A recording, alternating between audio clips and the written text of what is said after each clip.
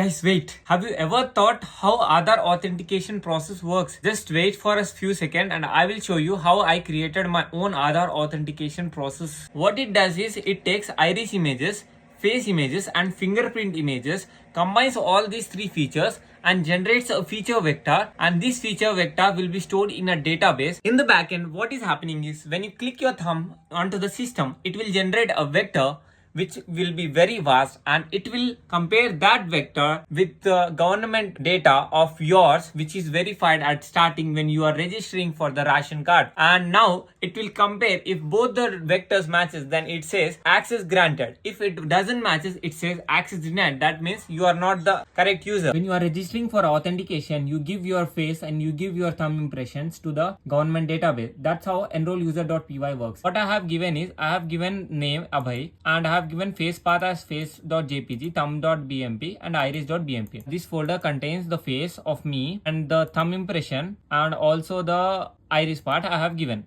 And for this user, when we click on run button, it will generate a feature vector that is from the user database.json. This is a database which contains the JSON value. For this user Abhay, it created a feature which is very vast. You can see here. So let's authenticate the user. So you know that the face of Abhay, the face of thumb, the face of iris is already in our user database.json. That means if I run this, it must say that user is authenticated. That means he is in the database. Let's run this authenticate user.py. Says whether this user enrolled is in our database or not. As you already know that these three paths I have already used in our enroll user.py. That means this data already contains in the user database.json.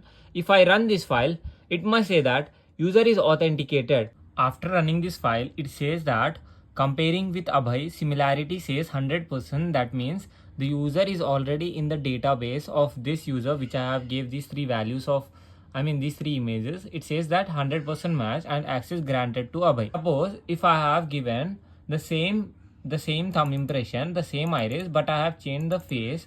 That is, I am giving face of Shahrukh. You can see this is a face of Shahrukh which is very much different from Abhay. And let's see what it says. I have changed the name of Abhay from Abhay's face to Shahrukh face. The output must be denied because the Shahrukh face is not enrolled in the user database. So let's run this file and see what is happening here.